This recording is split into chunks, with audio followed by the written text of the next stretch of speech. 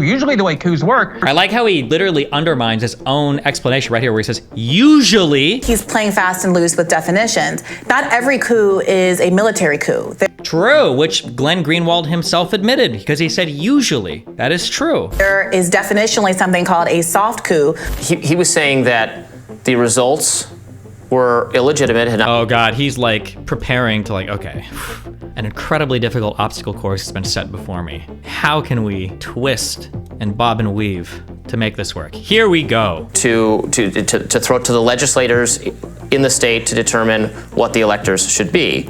No. What the plot? No, that's not. The fake state of electors, which was not based on anything. Yep. And that we were going to be able to say, well, the ambiguity of having two slates here compels me to ship throw it this to the House. Yep, not exactly. that there was a legitimate basis on which the fake slate of Correct. She knows the details and everything. Thank you. Okay. You know what? Friend of the show, Glenn Greenwald, recently joined a panel of other political commentators, including Destiny, Alex Jones, and the Krasenstein brothers to discuss whether or not Trump's actions on January 6th rose to the level of a coup. Greenwald took the position that January 6th was not a coup. Here he is justifying that case. If you look at how other coups are perpetrated, and I think a lot of this is that if you're an American and you have this very soft history, you don't know what a coup is, you think that what CNN tells you a coup is a coup. Usually the way coups work is the leader of the country or whoever is in charge. I like how he literally undermines his own explanation right here where he says, usually how coups work, usually. I like how he undermines his own definition right here. The military orders the military to seize control of the levers of power. Trump was the commander-in-chief on January 6th. The military was duty-bound to obey his orders. They had a right to disobey if they were illegal, but if this were a coup, why didn't Trump order the military to seize control of the power and turn over the election process to him? Why didn't he order the armed factions that form the law enforcement part of the military and the executive branch that serve under his command to do that as well? That's what happens in a coup. That didn't happen here because Trump wasn't trying to perpetrate a coup. Later in the panel, Greenwald got into an argument with with liberal streamer Destiny. Let's thank you for correcting it. I'm not a lefty. Gross. take a look. You left right, get in my zone. If you want to talk about applying the same standard, would you have been okay in the year 2000 if Gore refused to certify the vote because he didn't like what was happening in Florida? A lot of Democrats did Can want you him to answer do that question? Glenn, answer the question. Yeah, and I would have actually. Yes, a lot of Democrats were angry about that. I'm not asking if a lot of I'm asking you would be okay personally if he refused to certify the vote. I think there were two. You won't answer the question. In 2016, would you have been okay if Biden? Because if you really believe that an election is stolen, as the Democrats claim they did, then it is kind of odd to say, we're just going to concede that and allow George Bush to march into power, even though we believe that he actually stole the election. Yes, that is kind of an You're justifying a coup. Please tell me I say that next. Please tell me the next words on my mouth. Okay, so you are justifying the coup then. You think they were justified. He actually stole the election. Please say I said that next. That is kind of an odd way to go about it. It's not all that all. We live in a democracy. Okay. Ed and Brian Krasenstein attempted to deflect comparisons between the Black Lives Matter riots and the attack on the Capitol. Let's watch. Well, who is this guy? Also, wait, where's the commentary on that? What do we think? I don't think that Black Lives Matter was an insurrection. I do think 1992 riots in LA was an insurrection. George Herbert Walker Bush.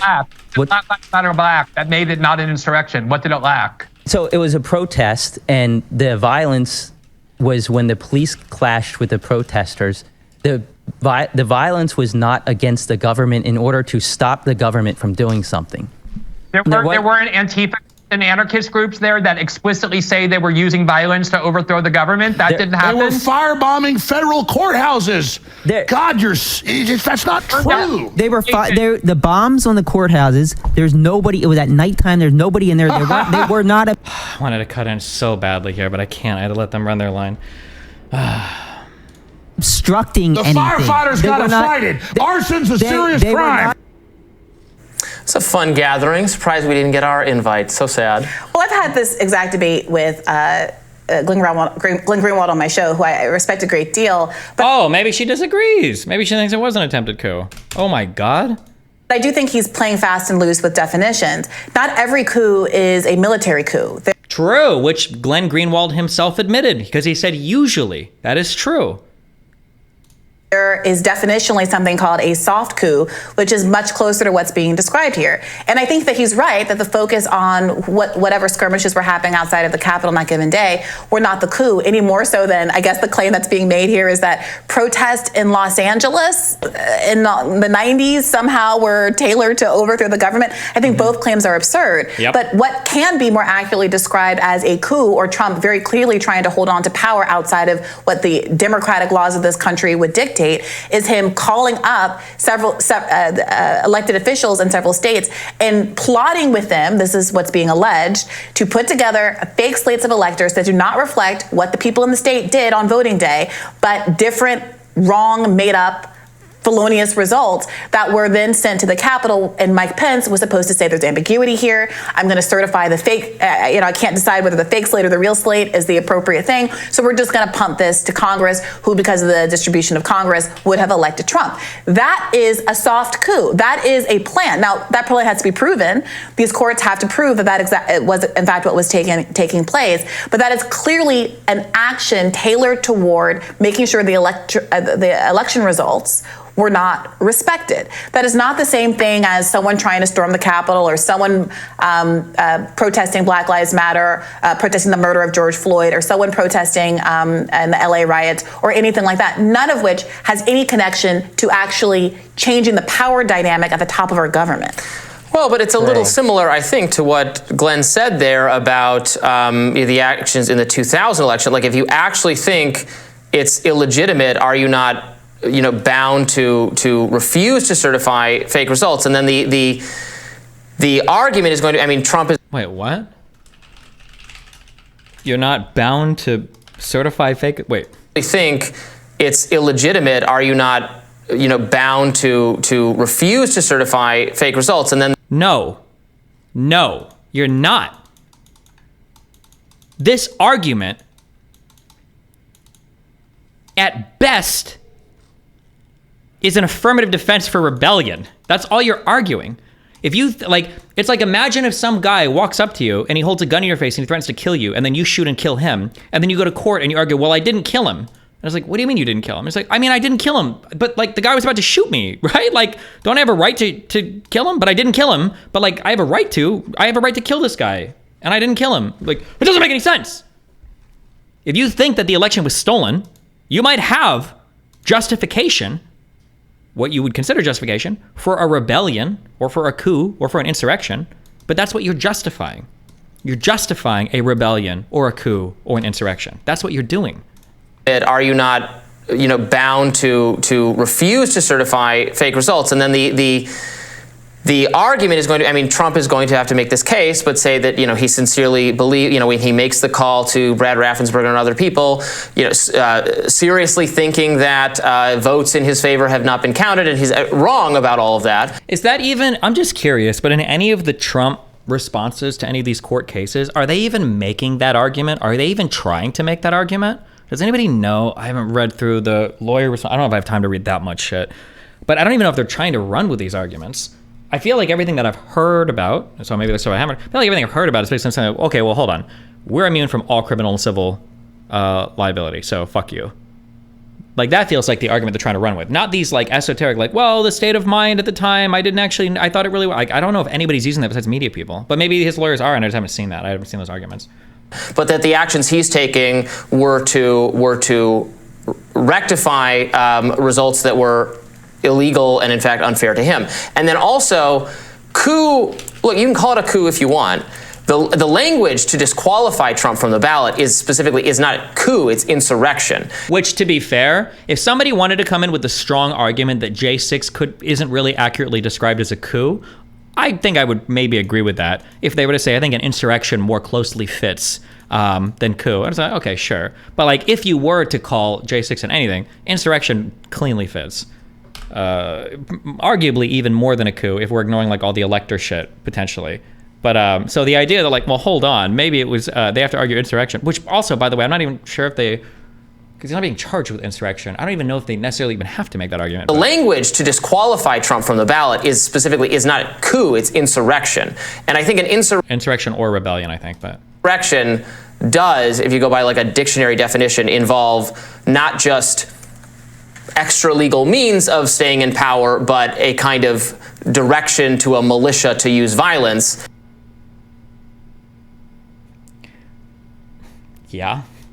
To hold, to delay the certification of the vote. Territory. Maybe in a federal building where lawmakers are meeting to certify said vote. A militia to use violence. Maybe when you're also having people making phone calls, encouraging lawmakers to delay the vote, while your rioters that you just gave a big speech to are down there trying to delay the vote, who are rioting and breaking into the federal building where the vote is being held in order to delay the vote. To hold territory and that kind of thing. Well, so that is not. The debate here is whether it's a coup, not an insurrection. Right. The word insurrection is used but because insurrection is the language in the right. In but the reason that's what I'm saying. That the reason the insurrection language is used is because they're trying to bar Trump from the ballot under the insurrection clause. But that's not the context of this debate. This debate is about the word coup and whether or not Trump did a coup.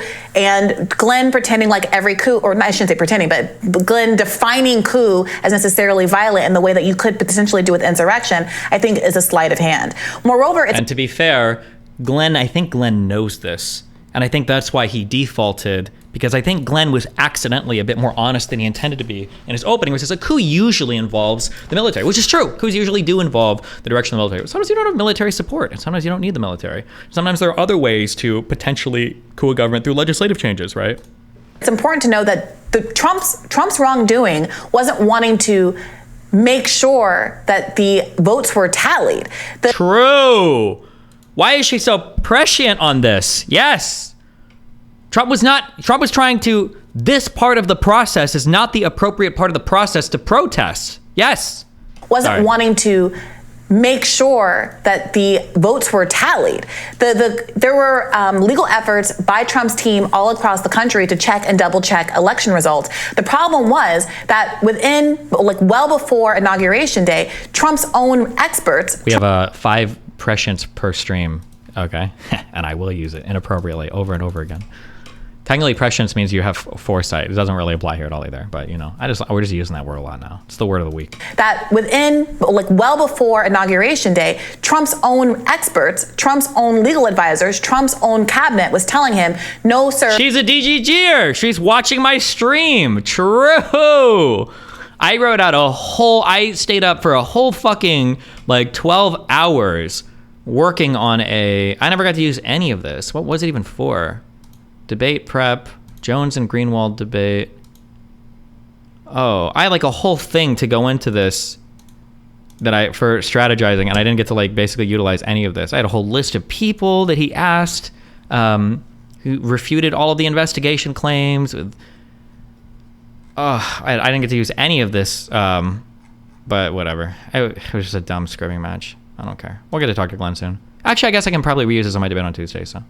Own experts, Trump's own legal advisors, Trump's own cabinet was telling him, no, sir, you lost the election. And he kept trying to look for alternative experts, dismissing the people who had been a part of his team. I hate that she even has to say this. It's so obvious to anybody that's not so politically blinded. Imagine I go to 500 doctors and I say hey, I really need this medical procedure, please. And then I finally find one that can agree to do it.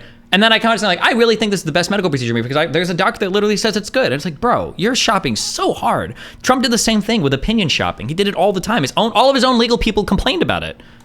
Until he found someone who had gotten the right answer. So the comparison to the year 2000. If we imagine a separate situation where the election chicanery was well known and provable. Is that a real word? It is a real word. Wait. Chicanery. Chicanery. The use of trickery to achieve a political... oh my God, chicanery. New word of the week. The chicanery. If we imagine a separate situation where the election chicanery was well known and provable, is there ever a situation in your mind where something like what happened on J6 was in fact a counter coup? What would have to happen to make it so? A counter coup? I don't know what a counter coup would be. But I mean, I don't think that all coups are bad. I'm an American, okay? I obviously I can't have that position. If the election genuinely was stolen, and I think I said something to this effect, even if I might have even said this 3 or 4 years ago, like if the election genuinely was stolen, you might think you have an obligation as a citizen to rebel or coup or whatever, blah, blah, blah. But like at some point, we need to be able to have a reasonable discussion about the conviction and provability of the underlying facts. We need to be able to have a conversation about that. And the reality is that for election thievery, we just don't have good strength to prove or even to believe that that was the case. That's just not consistent with any reality we live in right now. Yeah. If Al Gore said, let's just take a beat, let's take these next few months before, few weeks before January 20th to run our legal cases, see what actually happened in Florida, count and recount the ballots, that's not the issue. Be a coup. No, would not be the coup. And it wasn't a coup when Donald Trump did that too. What Donald Trump is being accused of doing that is a coup is not having legal. Jill Stein had a legal case to try to see what the. Have I been wrong about her the whole time? Or is it just that because she's speaking about something that she politically agrees with, she becomes far more intelligent? Or do I just agree with her now because she agrees with me? Because she's making very prescient, that's not true. She's making very good distinctions between what's being argued here. Nobody's accusing Trump of a coup because he wanted to investigate the election results because of what happened, right?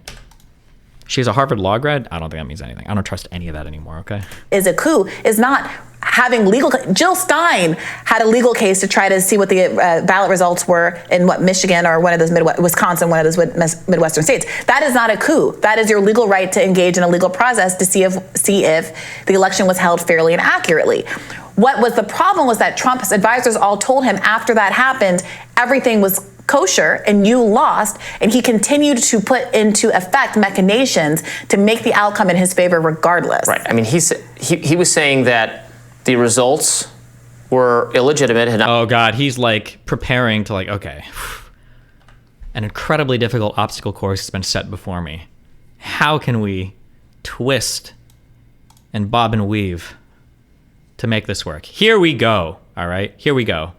I mean, he was saying that the results were illegitimate, had not been counted properly, and so there should be the mechanism for dealing with that is to have special legislative sessions to throw to the legislators in the state to determine what the electors should be. No. What the plot?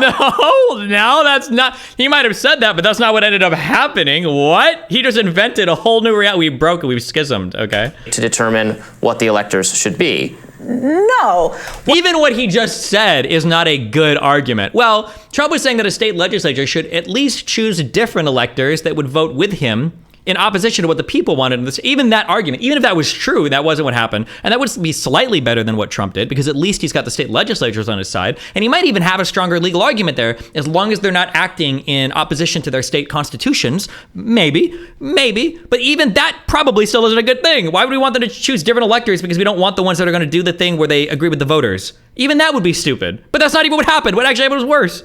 To throw to the legislators in the state to determine what the electors should be. No. What the plot wasn't, he was wrong about that. The legislators were not saying based on this other information that is substantiated in. And she knows all the underlying facts. She knows the details of the case. Do you think she read the indictments? Is this horrible, evil, lefty, bad policy on almost every position the only one that actually, or were there actual news articles that included this info and nobody even read the news articles? Real. Right. We're going to submit a fake slate for elections. He's saying they made up results, and the plan was this is from, I'm sorry, I'm blocking the guy's name, from this is the stated plan in that memo. That the point was the ambiguity. The point was that you didn't have time in the fog of all of the confusion. Then Pence would declare, you guys haven't resolved your shit. I'm going to go ahead and ship it to the House, where the Republicans have a majority of the delegations. She knows the details of the plan. To not be able to challenge the fake state of electors, which was not based on anything. Yep. And that we were going to be able to say, well, the ambiguity of having two slates here compels me to ship throw it to this the to House. the House. Yep, not exactly. that there was a legitimate basis on which the fake slate of Correct. She knows the details and everything. Thank you. Okay. You know what? I hate everything about her politics and her position. She has now been elevated to one of my most respected political commentators in all of time, just because she knows the underlying facts of this. I don't think I've heard a single other political commentator talk about any of the underlying facts, even liberals, even on the left. I don't know if any other commentator has talked about the underlying facts of what actually happened. Thank you, Briahna. Good job. All right. I can't wait to degrade you every single day from now on because everything else you say I disagree with. But at the very least, she knows the underlying facts of what happened. God damn. Oh, David Pakman might too. I just haven't watched his stuff. Sorry. Came to their outcome. I mean, the electors were, the fake electors were going to be improper because the vote actually had been tabulated correctly the first time. No, he doesn't know what he's talking about. He doesn't know at all. He doesn't know anything that happened. He doesn't know. And yet he still feels compelled to argue about it. Or he's just going on headlines. The fake electors were going to be improper because the vote actually had been tabulated correctly the first time, and it should just be based on what the votes were. And they knew that. Well, but you have to prove that Trump knew that. Right, that he didn't actually believe that. Obviously, but we've already had a bunch of people flip, and that he was actually involved in and that he specifically directed and organized people to take those actions on his behalf. Like I said, that has to be proven. But we've already had people who are conscripted into this plan say, "Oh, I thought I was only signing this as a last case scenario. I didn't think this." Because some of the people that were the fake electors, she knows all she absolutely has. She either watched the whole, I don't know what the J6 committee videos were, but she, at the very least, she read the whole report, or at least the executive summary, which is still 100 plus pages, so good for her. It's actually going to be submitted. Because some of the false electors, I've read, it's been reported, some of the false electors actually had no idea that they were perjuring themselves. They thought that, like, oh, well, we were told that this was just going to be like a backup thing that we didn't actually know. So, now, I don't know if they're lying or not, or if they knew they were perjuring themselves or not. Or I don't know if it's considered perjury if you sign something knowingly false. If you attest to something and you sign it attesting to something, is that considered perjury or is that considered something else? Perjury might only be under oath. I don't remember. Somebody said I was using that term incorrectly before. I don't know. Plan say, oh, I thought I was only signing this as a last case scenario. I didn't think this was actually going to be submitted. I thought that I was signing this document that was only going to be used if the recount showed that Trump had actually won. Yeah. Not that it was going to lie and be used to create confusion at the Capitol so that Mike Pence could justify throwing it to the House. We have people who are part of this scheme who've come out and said that. Like I didn't realize. I mean, they're also trying to cover their own behind, so grain of salt. But and she even has my same hedging. Yeah, maybe they're just lying because they don't want to get in trouble. True. Oh my God, we're of one mind. I said, well, I wasn't trying to represent that I had some special knowledge that the tallies were any different than what you knew. All I knew was that I'm signing this in case the experts come back and say we have new numbers here. Experts did not come back and say there's new numbers here. They told Donald Trump, in fact. I know, but Trump didn't agree with them and didn't believe. What does he agree with? The men in his mind? Them. Right, but this is the problem, Robbie. If I tell you this cup is black, we get 15 experts in here to say the cup is black. I have you on camera whispering to someone else saying, I know the cup is black, but we gotta find a way to make this cup blue. You can't just sit here and maintain, because my subjective belief is that this cup is a color other than black, that I shouldn't go to jail for fraudulently lying to the American people about the cup. That's what they have to prove. Right, but Trump's only defense is that he is psychotic, is that he's an actual crazy person. Objectively believed that there was fraud when everybody who was working for him and all of these I don't think that's such a stretch that he actually believes that. And all of these Republicans listen to him, he still says it. Come on, what? I know he still says it. And the point is, you cannot just claim. I can't go into a store and claim, well, I thought I'd already paid for all of these items and walk out and steal. At a certain point, your subjective belief. Why do Republicans treat Trump like he's their retarded little brother? You ever notice that? Where it's like you've got like your poor little, retarded brother, you want to bring him along and play baseball, and all the other kids want to bully him for being retarded. It's like, stop! He's like, that's what he's like. Like, don't do that. Like, it's not right. It's not fair. He really is like this. Like, you guys are like, I don't know why conservatives do this. And then they'll go out and they'll talk, like, oh, by the way, like, this guy's going to go and win like the chess grand championship and spelling bee and like, math counts, for the next like 20 years in a row. But he's also like my Down syndrome retarded younger brother. Please don't make fun of him. Like, it's such a bizarre world. I hate how two-faced it is, because when you put any of these guys in front of a well-informed liberal, okay, she's wearing her liberal hat right now. Congratulations, Briahna. they all of a sudden they become like, he's just like a retarded little, like dumb fuck. Like Trump's just fucking retarded. And like, we can't really take him seriously about anything he says. Like, yeah, even Ben Shapiro, like I grade Trump on a huge curve. Of course, I'm not going to take anything he says seriously. And yeah, you might try to coup the government, but they can probably hold it off. And like, yeah, and Trump is like really wacky and crazy and says crazy things and subjectively might believe blah, blah, blah. Like, this is what they say when they have to talk to somebody reasonable. But and we see it because we like their Twitter account shit. When they go back to their friends, they're like, God, Trump is awesome. I'm coming so much thinking about how fucking great Trump. He's so good and awesome and cool and amazing in America. Hero, Eagles, bald Eagles, and fucking Trump. And oh God, yes. And guns. Oh, he did gun legislation. But like, God, Trump is so fucking amazing. Like, and it's like, how do you reconcile these two things in your mind? It's like unreal. Sorry, okay. We're doing Yemen today. I swear to God we are. In the face of all of the evidence to the contrary, and some tacit acknowledgement that you know better, frankly, in some of these cases, in some of this reporting, is not enough to protect you. And so that is what the coup is. I agree with Glenn insofar as the people breaking into the Capitol were not the coup. That was not a coup, any more so than any protest. Trump exhausted every legal means and then some questionably legal and perhaps extra legal means to stay. I love that. Bro, I love conservatives. Conservatives are our retarded little brothers. What was it? Alternative facts and then extra legal. I would call this meta legal, maybe one might say. Stay in power for which he's being prosecuted. Coup goes a little far for me, and insurrection goes very far, but we will see if the court agrees. More rising right after this.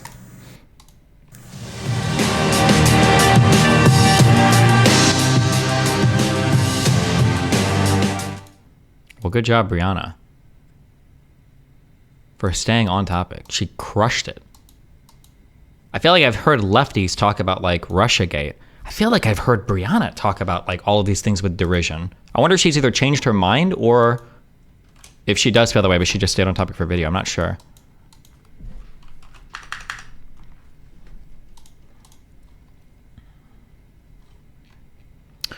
Does the anonymous nature necessary in voting going to increasingly polarize election results given the net bifurcates society and incentivizes conspiracy? Can we fix this without doxing voters, or does having the winners say, trust me, bro, to the loser?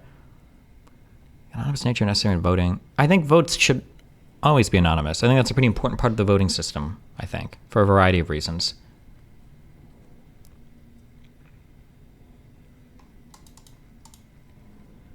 Maybe she's just spite-driven like you. True. What is this? Oh, shitting on Gen Z? Here we go. Yes. When asked to come in for an 8 a.m. meeting, my Gen Z new hire said, ugh, sorry, I can't make it. I have a workout class. Should this be allowed? My visceral reaction was, are you kidding me? No, fully, like angered, typing this out. I was like, please. Like my hand's shaking and it's not from the caffeine. You just started this job. I don't give a flying shit about your workout class. Also, an 8 a.m. workout class is too late. Workout at 6, maybe 7. Hi, yeah. Wait, oh no. Hold on. Wait. Are they scheduled to work at 8? Or are you asking them to come in early for a meeting? Because that significantly changes how I feel about this argument. If you're asking somebody to come in early, it either needs to be on the schedule really far in advance and like negotiated in advance. Fuck you. There are no real-time signaling for a job. Hold up. Wait. I don't actually. And actually, fuck the worker for saying he's got a workout scheduled. The Gen Zer guy saying I've scheduled a workout. He shouldn't say that. He should say, actually, 8 a.m. is my 45-minute jerk session. I will sit in my bed and I will come for 45 minutes straight because you. Why the would I come in early for a meeting if I have anything else that I want to do? Unless you were put this on the schedule really far in advance, or this is like part of like the job expectations. But shit about your work. Does this guy shit on the Gen Zer? Who is this? Hold on. I hate. I'm sorry. Also, you're assuming a whole lot there. I am assuming a whole lot. I'm sorry. Because I worked grave shift. And when you work grave shift, I don't know if it's like this everywhere else, when you work grave shift, people have no concept of respect for time, okay? I would get home from school, if I'm lucky, at 1 or 2 p.m. I would immediately go to sleep, and then I would wake up at 9 p.m. to get ready for work, okay? Because I work from 10 to 6 or 10 to 8, depending how lazy Mary wanted to be in the mornings. I would get phone calls at 5 o'clock asking if I want to come in an hour too early. I'm sleeping right now. I work grave shift. When the do you think I sleep? The reality is I went to the office and I slept sometimes because my job and that shit, and I will sleep on the job if I can get away with it, okay? Hell yes, I will. You better believe it. But regardless, okay, you don't know that because there are no cameras in the office, okay? Listen, yeah, I'm sorry. Hold on. Shh. Sorry. One of my few triggers, all right, is companies. Here's my two. Okay, sorry. We're going to be pro-labor today, all right? We're going to be anti-capitalist today, pro-union today. I don't know about unions, actually. I don't care about unions, okay? Please understand this, all right? Companies do not give a shit about you, okay? Corporations are people. They just happen to be sociopathic, all right? They do not care about you. They will use you. They will churn and burn you, okay? They will stretch that ass out until they've f***ed every bit of tightness and cum-worthiness out of it, and then they will find a new, fresh, tight asshole. They might even make you train that asshole before they start fucking it and throw you to the curb, okay? Don't ever...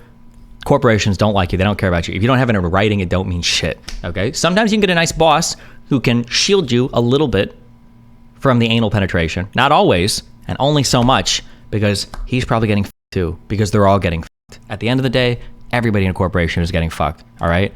You don't owe these motherfuckers anything. You don't even owe them your 2 weeks. You know what? If you've got a new job in a totally different industry, all right, 2-week notice. You don't need it. They don't give you 2-week notice when they fire you. Why the fuck you need a 2-week notice to leave? That's not a law. You're not gonna get it. You're not gonna get arrested for that. All right. You say, you know what? You don't even tell me you leave. You can quit. It's called no call, no show. 3 days in a row. See ya. Don't actually do that. You don't want to destroy your reputation in an industry. You don't know if you need to go back to the job, but you don't know if you need to use them as a reference. So don't actually do that. Okay. But companies. All right. Companies. And if you want to call me in early, you better be paying me 2.5 times. Okay. Bullshit. And if I give you any excuse, what we used to do at the casino is we always used to say we were drinking, and that was it. You know, leave work at 6. Pam, somebody calls you at like 9. It's like, hey, can you come back in for an hour? Sorry, already drunk. I can't work. I'm drunk. Do you want me to come in? You're at casino, Dram State. There's a lot of regulation. You really want me to come in while I'm drunk?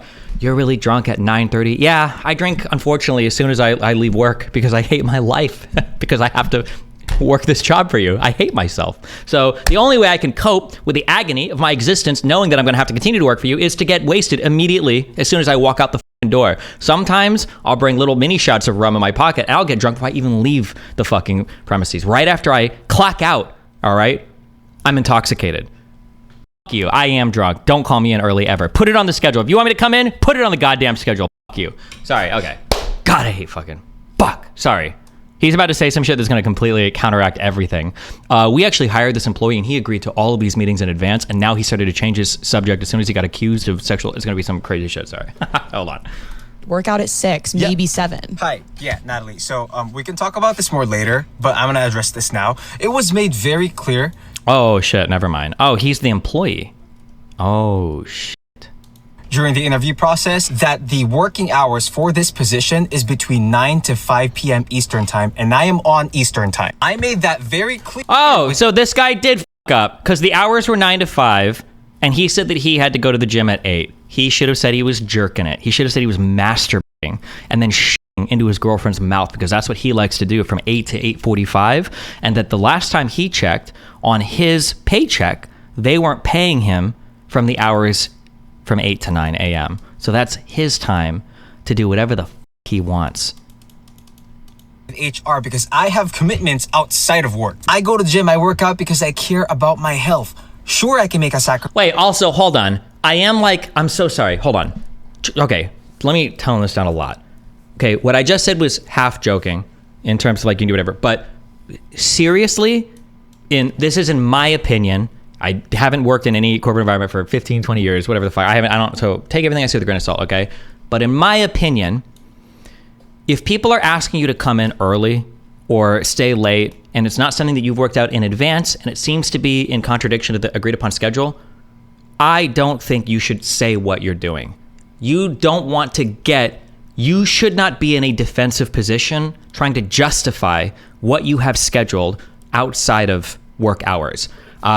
I was half joking about the cum thing, but the point that I'm making is you shouldn't have to say, I go to the gym, I work out, I want to stay healthy, blah, blah, blah. It doesn't matter what the fuck you do. You can smoke weed, you can get drunk, you can fly to Epstein's Island and visit some of the caged girls, you can do whatever the fuck you want. Don't ever get in the position of thinking you have to fight with a boss to justify what you do off the clock, right? Is it illegal? Am I going to get fired for this? Am I making the company look bad? F you, no, f off, okay? In my opinion. Don't ever and I've seen this happen. The only reason I'm saying this is because I see this happen when people are fighting over shifts. Where a supervisor, oftentimes, by the way, because companies are too fucking lazy to appropriately hire out to fill their shifts, because for some reason companies just can't comprehend hiring practices. I'm sure there are good reasons for it, but like over COVID, they like expanded their workforce about like 40%, and now you see them firing half their workers. They don't know what the is going on, right? When you get bosses that are arguing with employees, they're like, oh, come on, like, what are you doing? It's like, well, I said I was going to go on a date with my boyfriend, blah, blah. Okay, come on, can't you guys like reschedule? You could push it back an hour or two.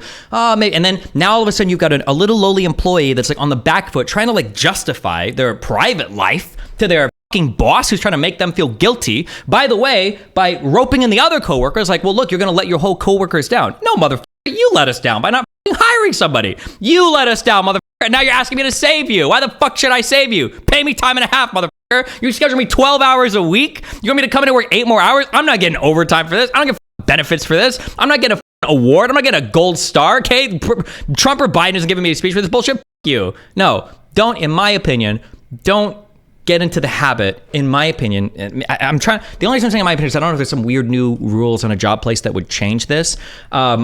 Don't get into the habit of trying to feel like you have to justify your off the clock hobbies or activities to somebody that's trying to make you work more.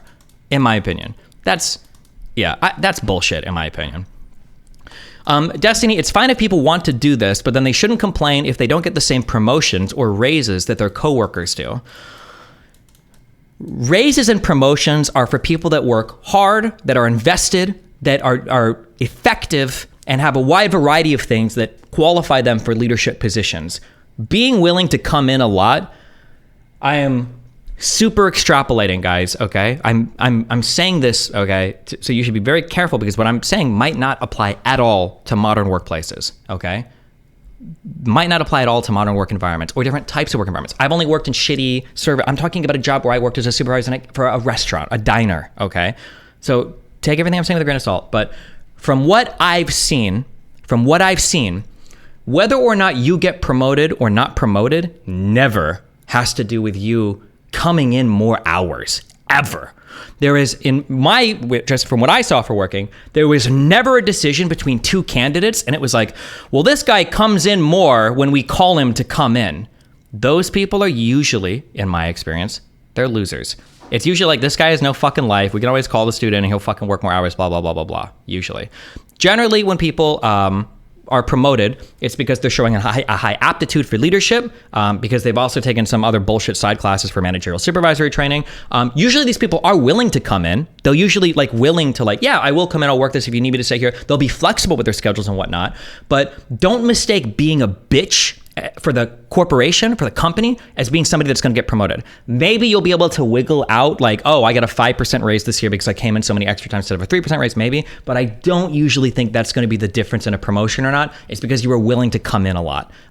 If you're the type of employee that's on track for promotion because you have that aptitude, you have those skills, and you've proven yourself in that way, I think you'll get the promotion. It's just because you don't want to come in more, unless you've got a huge cock dick boss or whatever, but...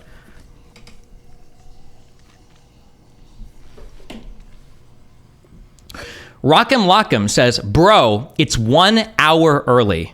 I don't know what your job was like, but if I were to show up to work 1 hour late, that counted in my job. I'm pretty sure that was a no-call, no-show. If you go to work 1 hour late, I think if you were late, I think it was an hour or more late. I think that was an automatic no-call, no-show, which in my job, if you did that, it was either once or twice you were fired. But sorry, let me let this guy explain his shit, sorry. And I am on Eastern time. I made that very clear with HR because I have commitments outside of work. I go to the gym, I work out because I care about my health. Sure, I can make a sacrifice to go to an 8 a.m. meeting had I known at least a week before that I needed to go at 8 a.m., not a day before. Also, so like this is even too reasonable. But yeah, sure. Yeah, this is super reasonable. You tell me a week before, a day before for an 8 a.m. meeting? Eat my entire fucking dick. Also, my workout class starts at 7:30, not at 8, but I didn't know that I needed to tell you that. Okay, let's just say I skipped the True, you don't need to tell her that. True, he's on the right track. Good job. Two things. When can I expect you to reimburse? Also, no offense, but 8 a.m. meeting, bro, it's the first like 15 minutes is going to be people complaining about how tired they are, people coming in late with getting coffee, like fuck that. 8 a.m. bullshit. Fuck you. No, I'm sorry. Okay, I'm done. I'm projecting a little bit there, but I didn't know that I needed to tell you that. Okay, let's just say I skipped the gym. Two things. When can I expect you to reimburse me for my class? And two, are you going to be paying me from 8 a.m. to 9 a.m. or at the very least, let me leave at 4 p.m.?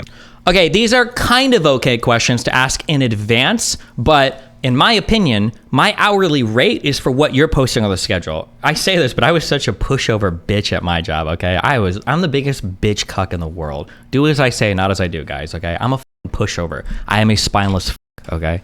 Remember, do as I say. I big dog it when I give you guys advice, and then I small dog it when I am cucking out to companies, okay? But yeah, like just getting paid from 8 to 9, they probably would pay you, but that's not enough. They're calling you in on a day's note, on 12 hours notice almost, 24 hours notice to go on this meeting, okay? Just getting paid and leaving an hour early. Me from 8 a.m. to 9 a.m. or at the very least, let me leave at 4 p.m. Natalie, if your answer to both of those are no, then there's no discussion needed. I will see you at 9 o'clock today. Also, I sent an email to HR about this and sent them the link to that TikTok video. So just to make things clear. Let me leave at 4 p.m. Natalie, if your answer to both of those are no, then there's no... I skipped the gym. Two things. When can I expect you to reimburse me for my class? And two, are you going to be paying me from 8 a.m. to 9 a.m. or at the very least, let me leave at 4 p.m.? Natalie, if you're... Like, no, even if you're going to compensate it, like, fuck that, but... Answer to both of those are no, then there's no discussion needed. I will see you at 9 o'clock today. Destiny, you are wrong. Doing any of this shit will get you fucked. Thanks for clarifying. You didn't do any of this shit. LOL. Now it makes sense. Well, technically, I did all of this shit. I don't know what you're talking about. I did all of this shit, and I still got fucked. I missed one day of work, I think, in the 2 or 3 years that I worked there. Because my best friend killed himself, okay, in a highly dramatic fashion. And then I got promoted incredibly quickly, okay? I think I was the only black badge employee, meaning I was a minor, and I needed a hand-holding adult to go onto the carpeted floor, okay? I was a really good employee. And I came in early. That's why I quit school, because I was working 60-hour weeks. I did all of that shit, and I still got fired. How did he kill himself? He laid down on some train tracks and got ran over by a train. Also, yeah, I said... Giga Chad. Yep, being a cuck gets you places. Unlucky you got fired, though. I mean, cucking out in some ways will get you places, but just like working a lot of hours, I don't think generally do it. Was he Indian? No, he was Mexican. What also kind of sucks is when you get older, employees who make younger employees take the less desirable hours and responsibilities because they don't have kids or whatever else. Yeah, that's kind of annoying too, sure. Uh-oh. I'm back. Oh, hi. Hi, for a different topic for this. If you're in a 9-to-5 salaried position, unless your contract states your hours are to be button seat 9 to 5, that people will say, we typically work 9 to 5. That's usually what someone would have said in a conversation during an interview. But to be called in and say, hey, we need you to come in at 8 for a meeting, that's not out of the ordinary. Sure. If you're salaried, I can probably believe that, yeah. I don't think this guy was, though. But if you're salaried, yeah. But if you're salaried and you're taking my advice, you're retarded. Salaried people live by a whole different set of rules. Yes. Where there's an expectation of, from what I've seen in the past, anywhere from 40 to 55 hours a week of work that's going to be kind of awkwardly scheduled. You might have to fill in shifts. You might have awkward, like, yeah, sure. But if someone's being called in for a meeting, now granted, I'm making assumptions too here, right? That this isn't like some staff meeting for, I don't know, shift work or something like that, right? But if he's not doing shift work, if he's shift work, it's 9 to 5. But if he's not doing shift work, it's like, hey, we need you to come in. We have a meeting tomorrow at 8 with a client or something like that. That is completely normal and no, you don't get to leave at 4 then. Sometimes if it's like, hey, I came in early, you can do that. But if there's still shit to do, yeah, you do stay till 5, or you take your computer home and you finish work. Sure, but I mean, he made it sound like they told him, they gave him an expectation of hours, that the working hours for this position are 9 to 5 Eastern time, and that and that's where trusting this person to be accurately giving that side of the story. And this is the person who was not mentioned by name and then sent it to HR. I'm sorry, HR doesn't give a shit. You are allowed to talk about your employees in a, like, you're allowed to say, like, I had this one employee who did X, Y, and Z, and if you don't drop their name, you're doing nothing illegal, and HR isn't going to fuck you them for it. They might. The only thing they're not doing anything illegal, but I bet HR would fuck you if you were yeah, go ahead.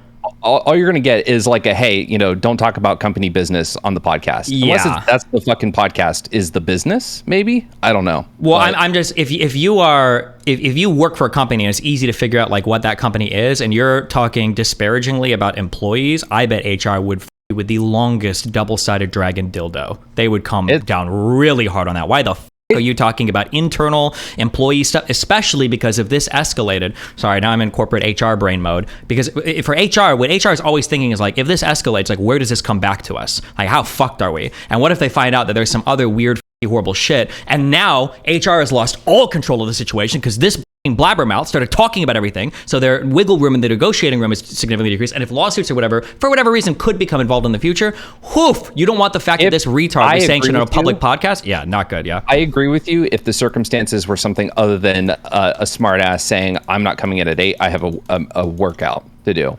Like, I feel like the responsible thing yeah, but I feel like the responsible thing is to never talk about any of it. Well, right? no. The responsible thing is to just make a general complaint. Have you heard about these like Gen Zers that sometimes will skip meetings because of blah, blah, blah? Or if you want to talk about something from a prior job, I think you're probably safe there. But otherwise, because the problem is, like, I understand what you're saying now, but like, because from what we can see, but like, imagine there's the case where, imagine there is a case. I'm just rolling with this. Okay. Imagine there's a case where somebody else on the job called this guy like a racial slur, or he gets fired and he feels like there's like a racial motivation. And then imagine this guy goes and he talks to a bunch of other employees and he finds out from every other employee, hey, when we said that we had to work out, she actually said, oh, it was cool, don't worry about it. And he finds out, well, I'm the only one that you made a big stink about it too. And now you've got her public admission to making a big stink about it. Maybe she didn't actually text him that. Maybe they had a phone call. Now the only piece of evidence showing that she actually pushed back on him is solidified, immortalized video on the internet. Now that's why I'm saying there's just like in unbelievably dumb ways, stuff like this can come back to bite you in the ass, which is why I think HR would look at a manager and say, what, you should never be talking about employee stuff like this ever on a public platform. So that's why like this is in certain circumstances, yes, you make yourself a huge liability. Your comment's a liability for the company, 1000%. But I'm saying, if we're just talking about, some employee, giving some lip or being offended that you ask them to come in when they're salaried and they're shirking off meetings or saying things like, well, I have a workout. It's just on the lowest rung of possible exposure for the company. Potentially, but a company is going to take the same approach. They're going to say, don't do this ever. Don't ever do this. Yeah, sure. But that's not going to be with a 30-foot pole, right? That's going to be hey, you can't do this. But in the example, sure, I don't think she's going to get like fired immediately or something. Sure. Yeah. But I'm saying that no HR department would ever want any management on podcasts or anything like this. Like, yeah. Do we know, just because this person saw this podcast and whatnot, is this like the company? I have no idea. This could all just be a giant skit, or it could be fake. I'm watching it assuming it's real, but truth, we don't know if that guy's actually employed. Sure. Yeah. That was it. I just, as far as like the 9 to 5 and the meeting thing, that's my biggest issue. It's like, if you're salaried, which it sounds like this person is, it sounds like someone said we usually work 9 to 5, like those are your hours. But in salaried work, it's never consistently that. Yeah, I agree. Well, assuming that's your deal. Yeah. Okay. All right. Bye. Bye.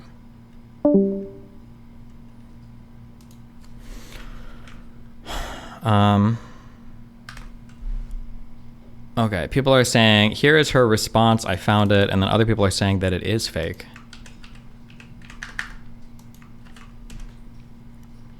Okay, so the past 24 hours have been crazy, and I just want to clear some things up. That video... This was just me doing a response saying, hypothetically. Wait, finish the original? We did finish the original. that I made was my genuine reaction to the situation in the form of a skit. I should have made that clearer, and I'm sorry. But what I said is true and is what I would say if I were in that situation, which I have in the past, and back then I did not stand up for myself. Employers need to understand that we all have commitments outside of work. We have a life outside of work. When I'm at work, I'm going to do my job. Outside of work, I will focus on myself, my hobbies, my... That's true, but it depends on what your work agreement is, right? So it's kind of dumb if he's going to get indignant about this now when you don't actually know what the contract was, what the offer was, what the hours were for the employee, right? My goals, and one of those is my health. I made that video to empower people to speak up for themselves and set boundaries at work, especially if it's for your health. I know people who skip meals, lunches, and sit for 8 hours straight, starving and overworked, and basically sacrifice... Well, okay, this now... I had my Gen Z supportive soy moment today, but this guy is actually... He's not insightful. He's not intelligent. It's just more Gen Z brain rot. Never mind. He's just he's another Gen Z retard. I'm sorry. I tried, guys. I tried. Okay, I did. Lunches and sit for 8 hours straight, starving and overworked, and basically sacrificing their own well-being for their job. And it should not be like that 90% of the time. Employers should never feel entitled to their employees' time outside of regular working hours. And those that do, no one's ever gonna want to work for you. What if the whole thing is a bit? Then what if he said, actually, me and the lady did a bit together? Also, an 8 a.m. workout class is too late. Workout at 6, maybe 7. Hi, yeah, Natalie. So we can talk about this more later, but I'm gonna address this now. It was made very clear during the we've a lot of heat and for this position. Hi everyone, I'm the person in that video. First things first, we made the decision to take down the video so it's no longer there. We got a lot of heat, and rightfully so. It was getting vicious in the comments. We decided to take it down. To be clear, we fully deserve this heat. I do feel like... Oh, and she's cucking out completely. So was she in the wrong, or...? With many things on the internet, a little context helps. And I think what we didn't do is provide that context, and that is on us. First of all, I want to clarify. I went straight in. Someone in KickChat says, I said it's not always true. I work big law, and there is not a single person in the entire finance / big law / big accounting world that works 9 to 5 non. Okay, hold on. I can't believe I have to do this. Let me make 2 or 3 big qualifiers of what I'm saying. Number one, I'm only talking about the United States. I can't speak to your labor laws or expectations or whatever in any other country. So I'm only speaking about the United States, number one. Number two, if you're earning like $250,000 a year or more, and you're like in an exceptional working circumstance, obviously nothing I'm saying is applying to you. I'm talking about, these are for my boys down in service and retail, okay? This is who I'm talking about now. This is for my guys out there, okay, making 45 a year or less, okay? That's what I'm speaking about. If you're like a partner at a law firm, or if you're doing crunch time or on tax season for an accounting firm, especially like a public accounting firm or whatever, right? Yeah. If you're doing anything like this, obviously the situation is gonna be a lot different for you. If you're making a ton of money and you're like working crazy hours or blah, blah, blah, that's a totally different environment. But also, if you think I'm talking about you, you're fucking retarded. And I don't think those people think I'm talking about them. I don't think there's some guy listening to me whose total compensation from Amazon or Google is $450,000 a year. And he's like, damn, Destiny's right. Like, I shouldn't be coming in for the 8 a.m. stand-ups or whatever the fuck, okay? Also, I had a talk off stream with an efficiency coordinator, consultant, organizer, and I'm hiring for a Scrum Master. And we are going to be doing daily stand-ups on stream on DGG, and I need Cake and Jader and Forethought to all report every morning, and we're going to publicly have them talk about the projects they're working on, what they're doing. Yeah, we're going to be doing 8 a.m. stand-ups, guys, okay? EST. So if you live in California, that's 5 a.m., all right? We're going to spend the next 3 weeks studying Agile, all right? A listener story that was submitted, and it sounded like I was just talking about my own Gen Z employee that I was disgusted with for working out at 8 a.m. in the morning. This has nothing to do with me, my company, anyone who works for me. Hi, Demoted Pod. I need to rant. I have a Gen Z new hire. When asked to come in for an 8 a.m. meeting, my Gen Z new hire said, ugh, sorry, can't make it. I have a workout class. Here's some additional info on our team / this meeting. 1, we have one 8 a.m. meeting quarterly. 2, we tell every new hire about this meeting when they sign. And 3, these meetings are to include our international team members in Europe and India. I can't handle this shit. Well, hold on. did you give the notice in advance, or is this supposed to be like you can say it the next day? Or I feel like you need one more piece of information there, but. This is a listener submitted story from someone who works in consulting. This is the email with the additional context. Also, no offense, and I don't mean to call anybody out or do anything. When somebody says they work in consulting, I don't believe it. I don't believe those are real jobs, and I don't think they do anything. Because every time I ask somebody who works in consulting, when I try to ask them, like, oh, like, what do you do? Like, when you say consult, like, what kind of consulting or whatever, I never get a real answer. I don't think that's real work. I think we need to shut consulting down until we can figure out what the hell is going on, okay? Because I don't know what the consultants do. Additional context we were given. This is one meeting that happens quarterly that they can include all of their international team members on. It's just something that's part of the team ethos, and I guess it's communicated to all new hires before they sign. And it is to include those team members in Europe and India, and it's obviously hard to find a time that works for everyone. Just to be clear, if you're not getting paid to work before 9 a.m., you do not have to work before 9 a.m. Do not condone that in the slightest. This is for a salaried employee once a quarter. Do not know what their salary. Okay, so yep. So if you're salaried, and you know this if you're salaried, your hourly expectations can fluctuate or vary. I think at the two restaurants, at McDonald's and at the casino that I worked at, I think salaried employees were expected to work, I think it was roughly 45 hours a week, give or take. During promotional seasons or specials, they might be working 50, 55 hours a week, or 60 if they've got to cover shifts. And during really slow periods, sometimes if you're salaried, I don't think supervisors were ever salaried, but if you're a manager salaried, no, supervisors sometimes are salaried. I think at McDonald's, you might like go home early if it's like really slow and you've got other people to cover it, like a shift lead or some shit, yeah.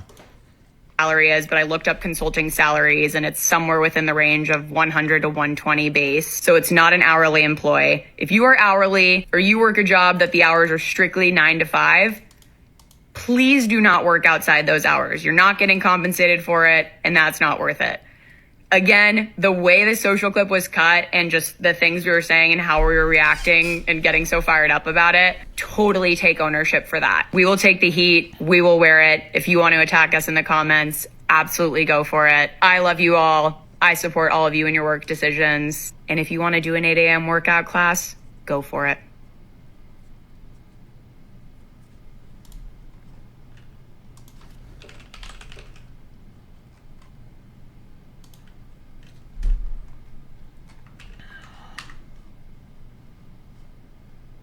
He slayed you. You could have just said sorry. It's giving corporate Aaron. Corporate people never say sorry at all. I should get paid for watching this video because it's feeling like a work call. It's the patronizing tone for me. HR should be involved. It's a hostile work environment now. The switch up is crazy. Bro, just say I'm sorry. Post the whole email. Cropped out the time and date stamp. Lol. Disgusted. The funny thing is, oh, where's Hideo Kojima? For context. The funny thing is that like theoretically, this whole online interaction and everything generated from it, and it sounded like I was just the employee that was. Could have literally been based on fake shit after fake shit. It could, because we don't even know if this person is real. This might be a fake email, and then that one guy's skit response to it might have been fake, and then everything about this might just be completely fabricated. Destiny, I'm a senior analysis and economic consulting. We do econometrics to support expert testimony and antitrust litigation. Working on a generic medicines price fixing case today. Acknowledge my existence. Okay, Mike Wazowski. Thank you.